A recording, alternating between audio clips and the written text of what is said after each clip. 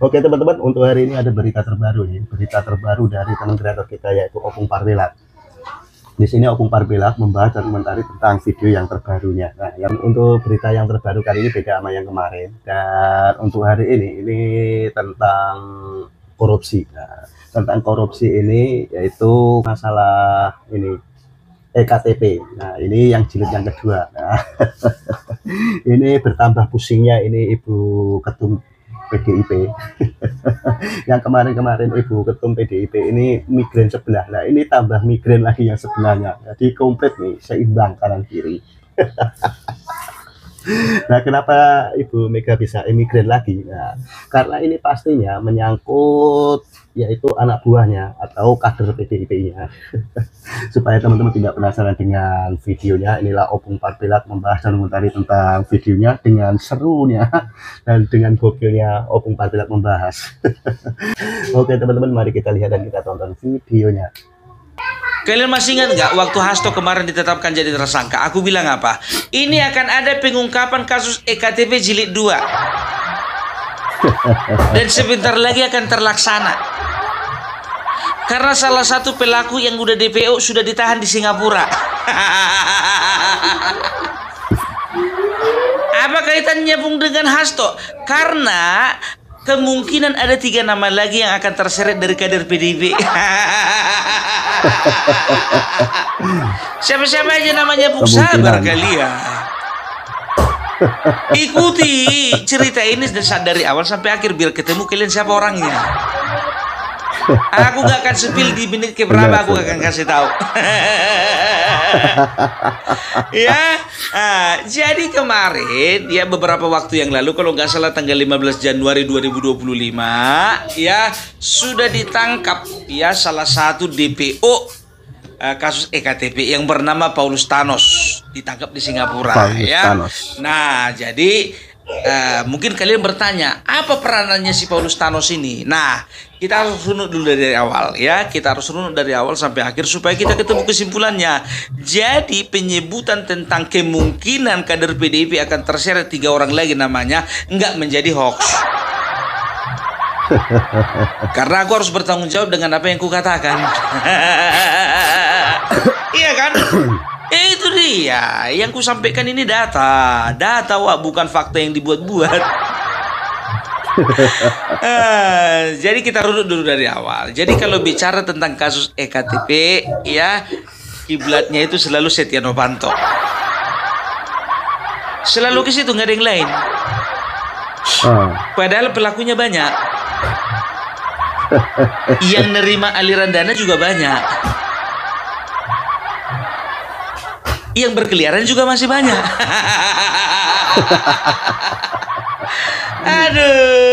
Aduh, ya kan. Jadi begini, tahun 2010 Kemendagri mengajukan sebuah proyek, ya proyek pengadaan EKTP. Ya, jadi kalau sudah pemerintah mengadakan proyek seperti itu, sudah pasti harus dibahas terlebih dahulu di DPR, ya. Jadi waktu itu yang membahas itu adalah Komisi 2 DPR RI. Nah, dilakukanlah pembahasan, ternyata setujulah ya untuk dilaksanakan atau dilakukan pembuatan EKTP secara massal, ya secara besar-besaran, dan dana yang dibutuhkan itu sekitar 5,9 triliun. Wah, banyak itu, banyak. Banyak sekali. Ya kan? 5,9 nah, triliun. setelah dilakukan pembahasan, ya dipanggil lah, ya dikontak lah atau ditelepon atau dikomunikasikan lah dari dari pihak DPR Komisi 2 kepada Kemendagri, ya. Waktu itu ketua Komisi 2 yang namanya Burhanuddin Nabitupulu, ya, meminta fee kepada Kemendagri. Untuk apa itu? Sebagai uang pelicin. Uang pelicin. Supaya apa? Supaya DPR ya boleh memberikan kartu hijau untuk proyek EKTP. Ya kalau sudah dibahas, sudah ketok palu, ya tinggal jalan kan begitu. Pemerintah tinggal mengeluarkan uangnya kan begitu, ya kan? Nah kemarin itu ya si Burhanuddin ini meminta fee. Aku yakin bukan untuk dia sendiri, karena dibahasnya kan rame-rame. Kan begitu kan? Jadi dimintalah fee kepada si Irman. Jadi Dirjen ini namanya Pak Irman. Nah, Irman mengatakan bahwasanya pemberian fee akan dilakukan oleh rekanannya yang merupakan pengusaha. Pengusaha yang memiliki perusahaan yang kemungkinan akan dimenangkan lelangnya. Asik gitu ya, ngasih fee nggak pakai uang sendiri. Ya kan begitu. Jadi pengusaha ini namanya si Andi Agustinus ya, Andi Narogong alias Andi Narogong ya, Andi Agustinus. Jadi Andi Agustinus ini pun juga menyetujui ya, dengan catatan semua peraturan dan juga semua prosedur SOP segala macam kalau bisa juga diatur supaya sesuai dengan permintaan mereka. Nah pihaknya Andi Agustinus dan juga beberapa rekanannya, termasuklah salah satu perusahaannya si Paulus Thanos ini, juga melakukan rapat. Iya dong, proyek. Wah, proyek. Iya kan, proyek. Nah, ternyata yang mengumpulkan vendor-vendor ini itu adalah perusahaannya si Paulus Thanos ini ya, aku lupa nama perusahaannya apa. Nah Paulus Thanos ini perusahaannya bertanggung jawab untuk melakukan pembuatan dari EKTP tersebut ya, pembuatan dan juga pendistribusiannya. Nah ternyata disepakatilah ya, bagi-bagilah dana ini.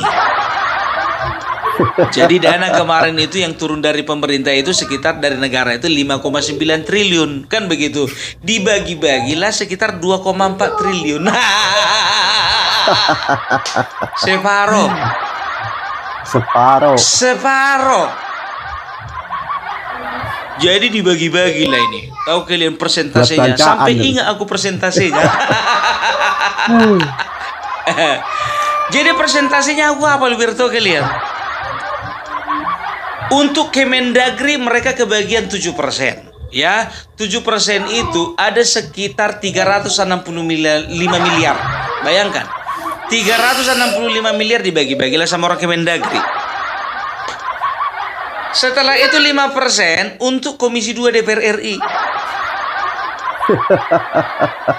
Dirupiahkan sekitar 261 miliar. 61 miliar. Banyak itu, Wak.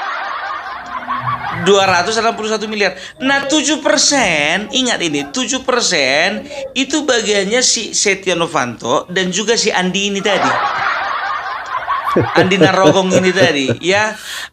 Jadi 7% kalau dikalkulasikan di dalam rupiah, tahu kalian berapa? Itu sekitar 574 miliar. Gila nggak itu? Gila, makanya aku bilang setelah itu ya, waktu itu kalau nggak salah ketua fraksi Partai Demokrat itu kena juga itu. Siapa namanya, si Anas Urbaningrum dan juga Nazarudin, mereka sama-sama kebagian 11%, sama juga 574 triliun. Nah sisanya ya sebanyak 15% atau 783 miliar. Kok triliun tadi? Miliar. Sisanya ya sekitar 783 miliar. Ini dibagi-bagilah ini untuk pemenang tender.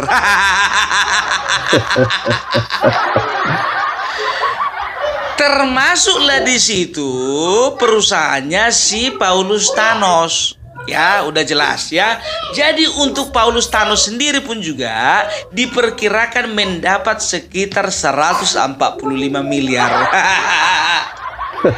145 miliar. Sekarang begini, dia kabur tahun 2021. Ya, sekarang 2025. Sudah 4 tahun. Kira-kira kalau 145 miliar, kira-kira cukup nggak itu untuk biaya hidup selama 4 tahun? Cukuplah, iya kan?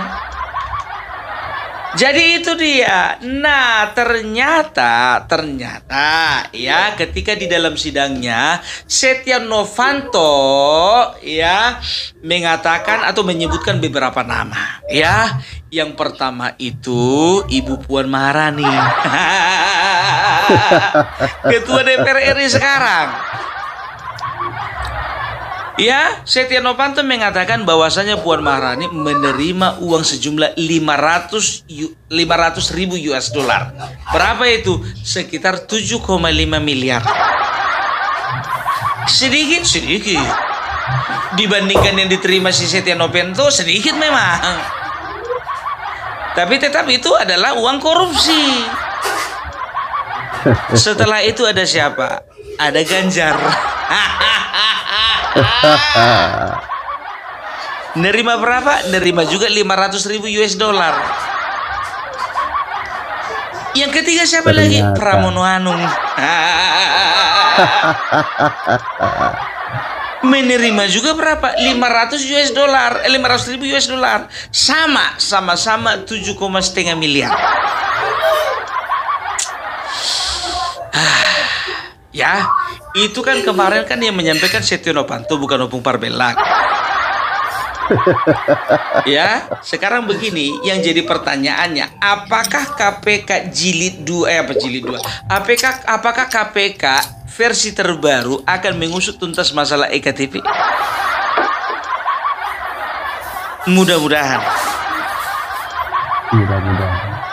Jadi sekarang sudah bisa dipastikan kenapa Megawati dan PDIP mati-matian kepingin ketemu Bapak Prabowo. Aduh. Ternyata banyak. Astagfirullahaladzim.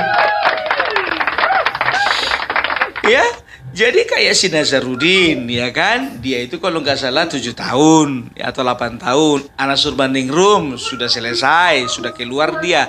Setia Novanto vonisnya sekitar 20 tahun. Otomatis dia nggak rela, cuma dia sendiri yang apa, ya kan? Cuman dia sadar diri juga, karena apa? Dia dapatan paling banyak. Yang lain kecil-kecil itu, tapi jangan lupa kecil-kecil pun juga uang negara itu. Aduh, apakah nanti Setia Novanto akan diminta lagi keterangannya? Kita tunggu. Mudah-mudahan KPK yang sekarang memang betul-betul bekerja dengan profesional ya. Jadi sudah terjawab pertanyaan dari Adiana Pitupulu dan juga Didi Sitorus. Kenapa sih cuman Hasto loh? Ini sudah nampak kerjanya kan. Kasus EKTP bakalan diusut lagi. Tapi masalahnya 3 kader kalian juga bakalan terkena. Kemungkinan.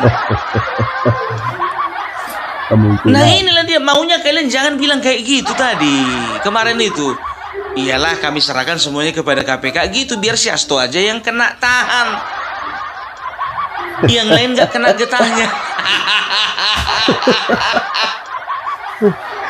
Apapun tantangan kalian akan dijawab KPK. Udah aku bilang kan, salah satu kepuasan publik terhadap Bapak Prabowo adalah penegakan hukum di bidang korupsi. Itu salah satu kepuasan publik, termasuk Opung Parbelak. Kan begitu, ya kan? Mudah-mudahan Bapak Prabowo tetap konsisten. Makanya sampai sekarang Bapak Prabowo asal mau jumpa sama Megawati dan PDIP menghindar. Ternyata itu toh. Ditelepon KPK lah Bapak Prabowo. Pak Prabowo ada kasus baru. Oh iya, kasus apa itu? Sebetulnya ini kasus lama ini Pak Prabowo, Bapak Presiden ya. Tapi bakalan ada nama-nama baru ini. Loh, nama baru? Dari mana? Wah itu, dari Partai Nasi Goreng Pak. Oh iya. Oh pantesan mereka ngajak saya ketemu. Ya kalau bisa Pak nggak usah ketemu dulu Pak. Karena kalau misalnya ketemu nanti citra Bapak yang jelek ini loh. Oh iya, iya, iya, iya. Saya pasti akan hindar. Tapi itu gimana itu? Itu kakak saya ulang tahun loh. Loh Pak, itu kakak kandung apa kakak apa itu? Ya udah kakak kandung, bukan sih. Tapi yang dia bilang katanya hubungan kami kayak kakak adik. Loh Pak, kan yang ngaku-ngaku kan mereka. Jadi piye iki? Jadi aku ndak datang. Gini aja Pak, Bapak cari alasan yang lain. Bilang kayak pergi ke India gitu loh.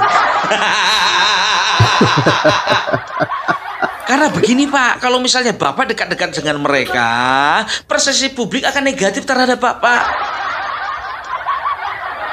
Oh iya, kebetulan aku juga mau pergi nih ke India ini. Ya, ada undangan juga dari Perdana Menteri India. Oh iya, iya, iya, kayaknya pas juga itu. Iya Pak, lebih bagus Bapak itu kirim apa kayak gitu loh, kado gitu loh. Oh iya, nanti saya kirim aja bunga ya, bunga anggrek ya. Betul itu Pak, betul itu Pak. Pokoknya selagi bisa Bapak hindari mereka ya Pak. Soalnya ini Pak ada 3 nama loh Pak. Soalnya buronan itu sudah ditangkap di Singapura Pak. Jadi sesuai dengan arahan Bapak bahwasanya semua kasus korupsi itu kalau bisa diberesin. Nah masalahnya ini Pak ada 3 nama lagi yang ada di Partai Merah. Ini gimana Pak? Ini lanjut apa enggak? Saya sebagai presiden memberikan kebebasan kepada kalian untuk bekerja secara profesional. Jadi dikasih nih Pak, gas. Gas. Aduh. Ya jadi Bapak Prabowo tidak akan pernah mengintervensi yang namanya KPK ya. Jadi itu tadi cuma didramatisir aja sih ya.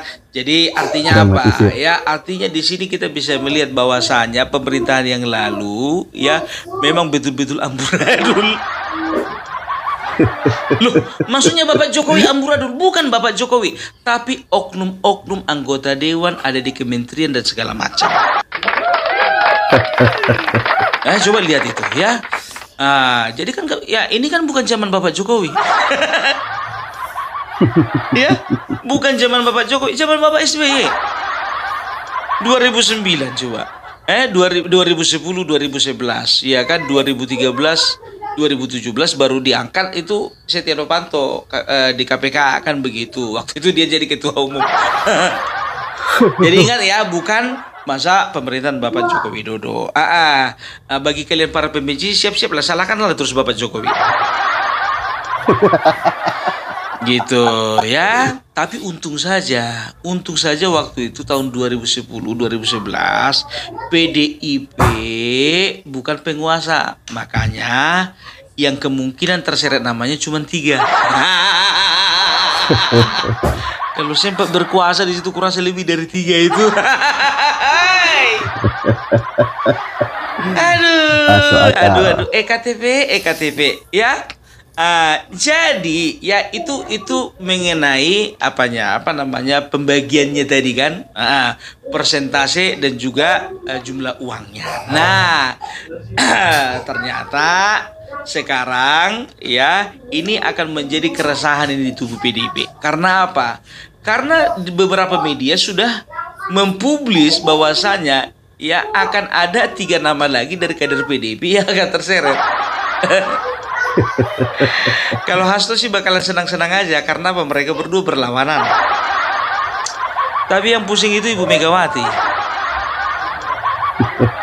Kemarin sekjennya, sekarang anaknya. Aduh. Nggak habis pikir kita ya.